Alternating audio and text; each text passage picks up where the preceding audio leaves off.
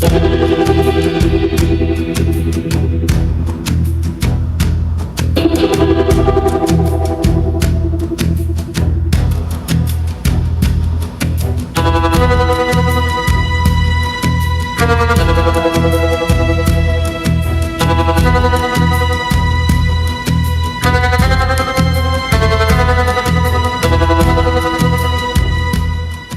dear viewers. Welcome to another episode of Armchair Keepers of Arcane Secrets, where we are going to be talking about our initial run through of the Shadows Over Stillwater Call of Cthulhu campaign for Down Darker Trails. That's right. And I am your host, Bob Geis, joined by the even greater host, the incomparable, I'm taller. I'm the taller host. You've got And more you time in are? the saddle running games, though. Look, I'm trying to balance this picture out. It's great. My No, mohawk is so off center today. It's all right. The fellow who refuses to introduce himself is, of course, Matt Ryan. I'm Matt Ryan. There you go. There you go. Okay, so thank you all for the nice comments on our last video where Bob and I talked about some of the Westerns. The next time, Bob, that we do a clip about movies that we like, I'll try to look up the names of the actors before we go into it, because I can't remember anybody's name. It's all good. Yeah. No Country for Old Men was especially apparent. There's that guy who played that role. Yeah, it's all right. So apologies to all of those very talented people that made those films, right? And of course, there's a mountain of people that make films. Anyways, where are we today? Okay, so that was, anybody could watch that. Anybody who, if you got tied down in front of a screen, you could watch it. But now we're getting into it. Yep, the spoilers are in full flight. So I'm going to say right now, this is, yes, lots of spoilers. So a lot of people didn't watch Masks because they thought they were going to play Masks. Yep. And they didn't want that to spoil them. Yep. So I think I want to encourage anybody who thinks they're going to run any sort of Call of Cthulhu game. Yeah, no, I get it. I think that what we should do with this particular episode is this series is we should make it more accessible to everybody, other keepers, right? So any keeper should be able to run this or to watch this. And I'm going to double down on that, Matt Ryan, and say that even if you are going to be running Shadows Over Stillwater, you might be able to watch this or playing in Shadows Over Stillwater, because I think that we are going to do things radically different than in the text. Now look, you've got notes on your text. Yep. Right now, I've got a sticker on mine. Yep.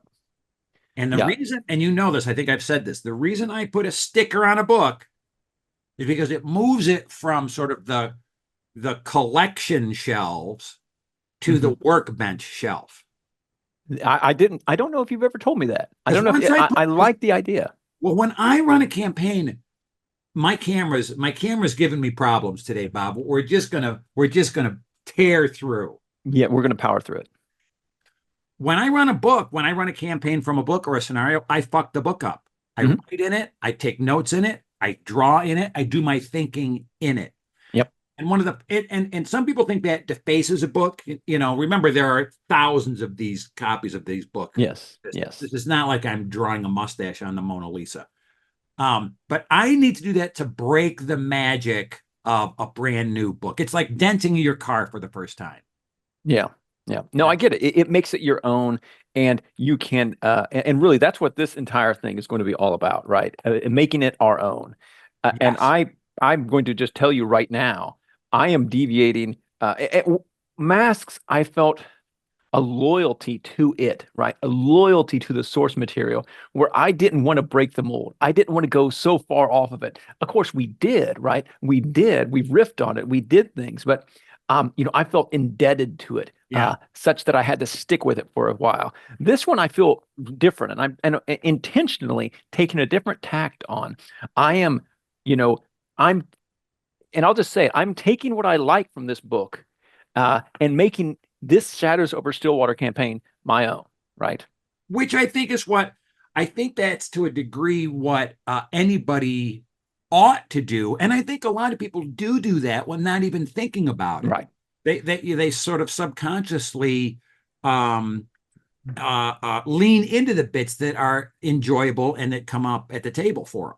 Yep. Yeah, absolutely. So, I mean, Matt, I want to hear your plan. I'm dying to tell people my plan. So let's get right into it. Let's break it down. Let's break down what this book gives us. Hmm. It's not a campaign. It's linked scenarios, and it says that right up front. Yep. Yep. These are linked scenarios.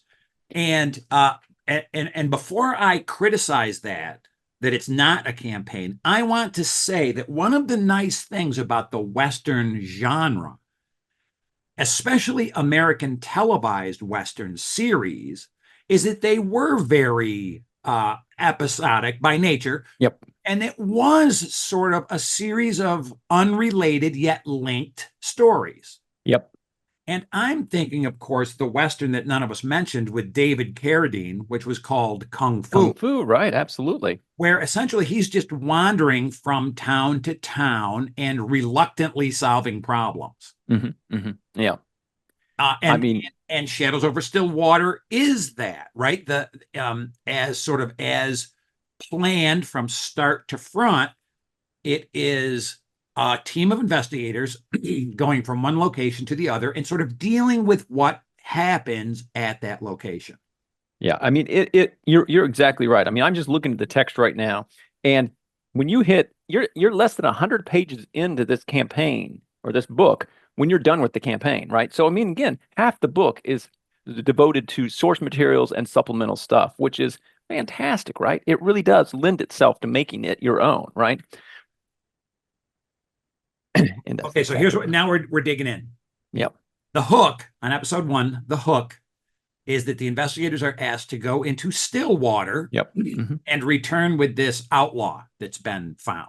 Mm-hmm. Henratty, yes? Yep. Yep. Hank Henratty. Hank Henratty. And that is, I think that's a little too simple. Okay. Because I think that a good Western, right? If you're a bounty hunter and you're showing up to just retrieve somebody, Yep. you don't have to bring the whole body back. You know what I mean? I mean, Wanted dead or alive. It would suffice just to grab his ears and bring him back. Well, his head would be better, but that's all right. Again, we're splitting hairs there at that point, right? And I have a table of players who are they're kind of ready to bail at any moment. Mm-hmm. So instead of an outlaw, what I've done is I've converted Henratty into a librarian from Miskatonic University. Mm-hmm. He's left, so something weird happened. Mm-hmm. He's left his family behind, gone west, and his upset, rich father-in-law has hired some of the investigators to retrieve Henratty and bring him back to his loving family. Yep. So that was sort of the loose idea that I had. And I said this to my players. So I said, I would like some of you to make characters that are from the East. And I would like some of you, to make characters that are real, proper Western characters. Yeah. So they did that. That was my loose idea. Then again, reading some of the recommendations in this book, they talked about 2 Robert E. Howard short stories, The Conquering Worm and something else. And luckily, I have those. Yeah, I have both of those in this older Chaosium fiction collection, Nameless Cults. So I read those. And it's interesting because the big villain of the first 2 chapters, or we're going to say it right now, folks, are snake folk. Yep. Snake Serpent people, folk. Snake whatever. Snake monsters from the past. Yes. And the 2 short stories in this, right, that are suggested short stories are about snake people. Now, these 2 short stories succeed in making the snake people frightening. Yep. And creepy in a way that I'm not so sure this does. Right. I agree. But this does, right? Yep. It's funny. One of the ways they do it is by not showing them, not explaining a lot about them. Right. They're very, very mysterious, right? Even like Worms of the Earth is one of those stories that you read, and it's a favorite of mine, and they're ominous, right? They're ominous, an ominous threat. And they're everywhere. And there's lots of them. Yes. But in both of those stories, the protagonist wakes up the sleeping snake cult people, not a Hmm. cult, the snake people. He Yep. rouses them. And I thought, what an interesting idea. What if Henratty does that? What Yeah. if Henratty, for reasons that I don't know yet, Hmm. wakes the snake people? Yep. No, I think I love it. All right, That's so then I continue yeah. reading and I continue reading. And in one of the chapters, there is this artifact called the Staff of Yog Sothoth. And then it comes together in my mind. It clicks. Henratty discovers some old manuscript and some old artifact and wants to become a sorcerer. Yep. So he heads to the southwest to find all of the little bits of clues that he can put together from these different locations so that he can finally become a sorcerer on the Stone Garden Mesa Plateau, which is all crisscrossed with arcane lines. And essentially, what the characters are going to do in their search to retrieve him are they're going to follow in his footsteps and go to the different locations. And then in those different locations, sort of the meat of that scenario will happen. And I will somehow try to link this all to consequences of Henratty's digging up the things that should not have been dug up. That's right. No, that's great. I love it. I love it. Right. That is not the direction I'm going. I want to hear that as I crack open this beer, I want to hear the correction you're going. For sure. So again, and let me talk a little bit about uh, stories and the scenarios that we love so much, right? So again, something like this, that we get, it to a certain extent, it serves as an inspiration for us telling stories around our table, and not all those stories are going to be the same. And some things that resonate with one table won't resonate with another.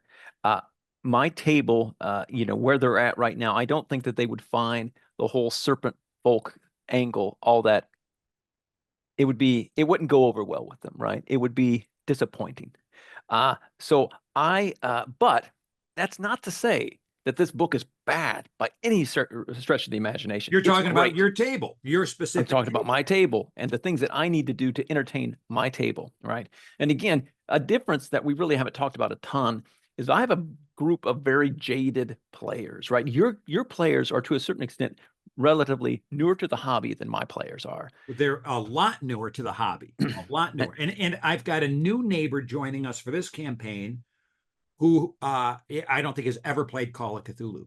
Yeah, see, that's again, if I truck some of these things out, and again, I love tropes. I find tropes comforting like a nice sweater, right? So I'm not opposed to them.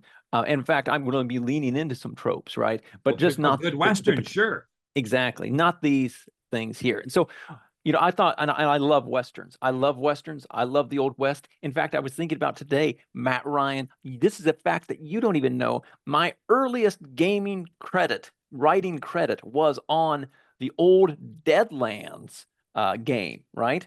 I wrote a game for Deadlands eons ago. That was my first publishing thing. Yeah. Those So orange covered books. yes, it was like a little chapbook, it was for like, I think it was called Legion Publishing, is the people who published my little chapbook. It was called Firestorm, right? Because it was a tribute to Howie Long's fantastic film by the same name, but those guys changed it to Beast of Fire. But regardless, so I took all these little notes about my favorite tropes about Oh, we the Westerns, right? we can freeze frame it. Yeah. We can look These at are those and it's just notes. this stream of consciousness. These are all the things that you see in westerns, and just all these things. And it's like, oh, this is all great. I'm gonna rope in some of these things, bring them in. How the hook that I'm using, for my players again goes back to my love of stories, right? And that I like country music, right? I like country music, but my favorite type of country music is the type that tells stories. And there's not a lot of genre of music. Irish folk music tells a lot of stories. Old country music tells a lot of stories. My favorite songs tell stories. And so there's a song, "The Devil's Right Hand" by Steve Earle, that speaks to me. And Yeah, so yeah. for the start of my campaign, I told my players, listen to this song.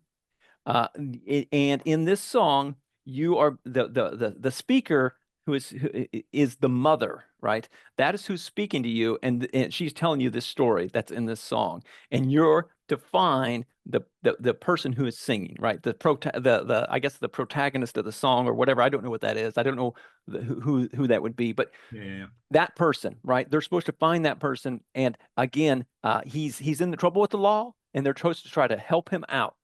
His mother is imploring them to help him out, and so I don't know. I know one character or one player is playing a preacher, right?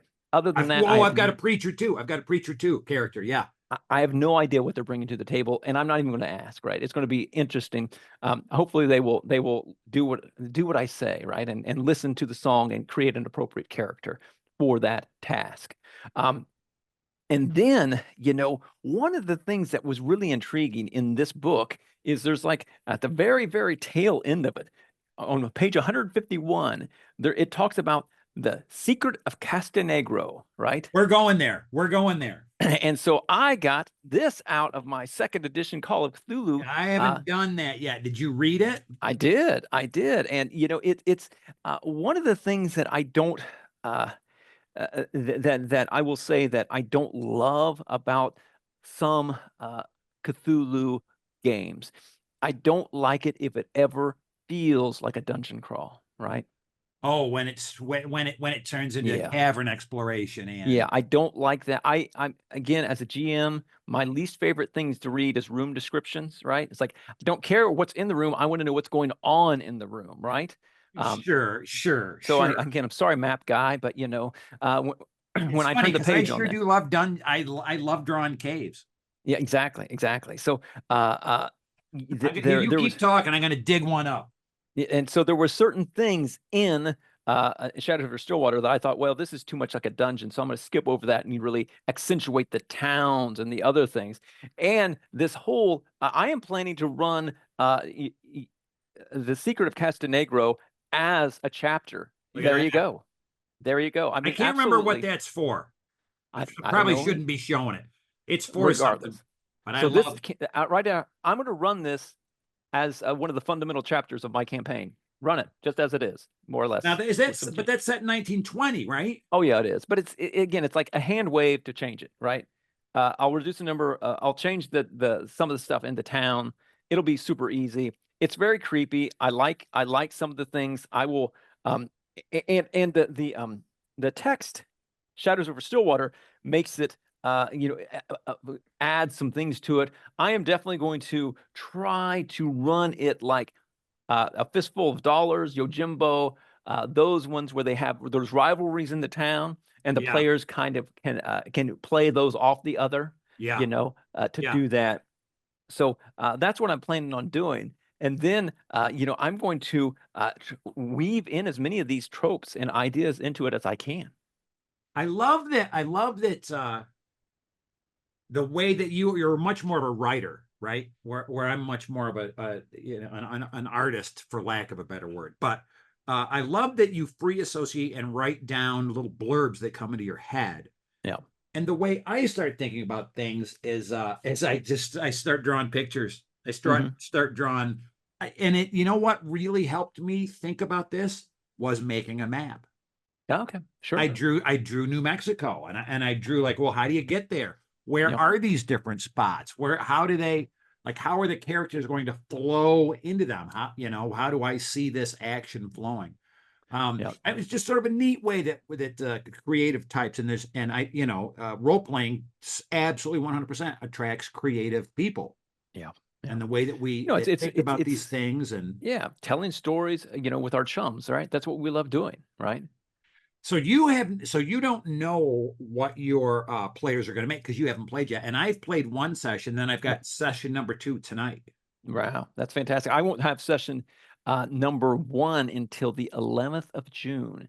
But again, I think that that's okay. I'm Sure. not, it would be impossible for us to try to sequence these things, right? We're not going to be running in any way, shape, or form the same. I mean, uh, Yes. let me tell the viewers about the great investigators that my team Oh, I want to hear this that my too. players came up with. And let me kind of go around. So I've got some old, some people that play with me often, and then some new folks. And going around the table, I've got a character. We didn't know what occupation to give him. He is from somewhere in Ohio. He's the apprentice of someone who has like a curio shop or something, and he's been the apprentice for like 30 years. So Yeah. when at age 50 he decides, screw this, I'm never going to be head poobah of the like silver lining Yeah. society or whatever it is. I'm just stealing all of the curios and heading west. So That's great.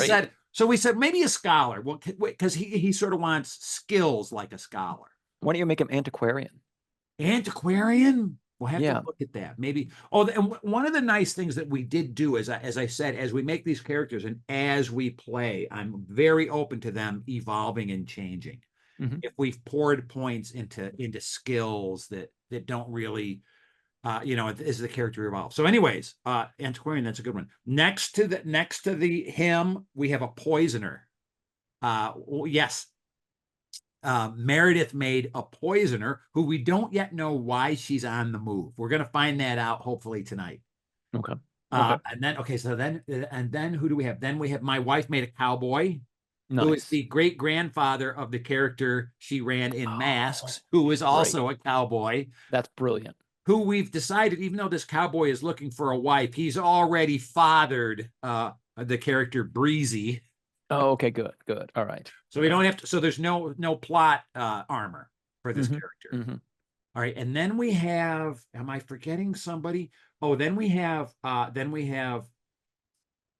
minister. We've got a preacher, Hmm. and we're playing post Civil War. Hmm. So in Down Darker Trails, there's a little strap-on XP package for investigators that have gone through the Civil War, Oh, and okay. several of the team liked that. So I Okay. think half of the team participated in the Civil War. Hmm. The antiquarian is missing half of his left arm. Oh, nice. Okay. The minister has more, I think, emotional scars, and then we've got a Sure. mountain man who's missing half of his face from a beaver attack. It happens more than you would like to know. And then a late player joined us, and to tie into that Easterners going west theme has made a geologist, a Okay. professor of geology who's coming from Miskatonic University to find his friend. All right. No, that's great. A very eclectic group, right? A very Um, eclectic group. yeah, I have no idea what my Yahoos will come up with. It'll be fantastic, right? And we're going to explore that more today because I think a good Western, the characters have baggage. So I'm going to ask the players about their investigators, and I say, are you either being chased, because the one character that stole all the curios is being chased, Sure, right. or are you chasing after something, Yep. someone, something? And I think I'll try to Right. frame it in those two ways. Yeah. What are you Everybody's either, after, or yeah. what's after you? What are you running to or running from? Fantastic. I love it. I love it. So the plan tonight, we made characters and I ran some kind of a little, they just met, like in a wintry scene in a cabin, Mhm. and there was sort of a little violence there. And now this is exciting. We're playing in 1880. Now they're gonna tonight the plan is they're gonna ride out on the Santa Fe Trail, Okay. which ends almost immediately when the railroad comes to Santa Fe, which is 1880. That's right. That's right. So Yeah. I've been No. reading about the sudden booms that the railroad brought to New Mexico in 1880. Reading about the Comanche raids, reading about the Navajo raids, the Apache raids, Yep. and now I'm going to set them. And I don't quite know what's going to happen because it's very loose thoughts, but I'm going to set them on the Santa Fe Trail tonight, and we'll It's see so what much fun. happens on the dying Santa Fe Trail. No, and there are so many, and I've been watching westerns and westerns and westerns, and just been so much fun. I've so much enjoyed it. And there is just it's highly romanticized, and we will have a great time with this. I think so. I think so. Now, now the other thing that I've been doing, and then we should wrap this up. The other thing that I've been reading besides Nameless Cults is Cormac McCarthy's what's the Western that he did? Blood Meridian. Yeah, yeah, yeah, You yeah. read I've heard. that? I have not. It's savage. Yeah, I've heard it's brutal. It's cruel and it's brutal. And I know that you don't like safety nets in your game. I know you don't, but I did ask if is there anything like we do have a couple of things. We're not big on suicide, so we do not have suicide in our game. I can already see your poo-poo face coming. The other thing is we're not going to kill horses in this campaign. I'm gonna have feature an entire scenario which is nothing but killing horses, And and people then commit suicide. and then the player that suggested that we not kill horses showed up with plastic horses for all of the players. Everybody picked their horse. Yeah, yeah. My players know that if they, I mean, again, I just, yeah, I don't know. I'm mean, You are and mean. You well, well, it's going to be it's interesting boundaries. Here we are now. We have the benefit of we're playing with our friends. I'm playing yep, with people that I've played with for a while. You played with these people forever. yeah, yeah. I mean, that's true, and I know I'm You very know their good. sensibilities. I have very high emotional intelligence, right? So I can read rooms and know how far I can push. Yeah. I mean, And it's to be yeah. honest, I bet we've made those mistakes in the past. Again, there's been times when I've overplayed my hand, especially at a con. You don't know necessarily. It's Because you like, don't really know. And then I also sometimes I'll think of something and I don't realize how traumatic this could be, because I just come up with some dippy idea. All hey, right, but let's not get too far afield here. We're talking about Stillwater. Uh, thank you, folks. We fixed our technical problem that we had in the beginning, and it's thrown our timer off. So we've got no idea how long this episode is. So thank you for saddling up for this posse. We're that's heading right. into Hit the New trails. Mexico, 1880, and we'll keep you posted, partners.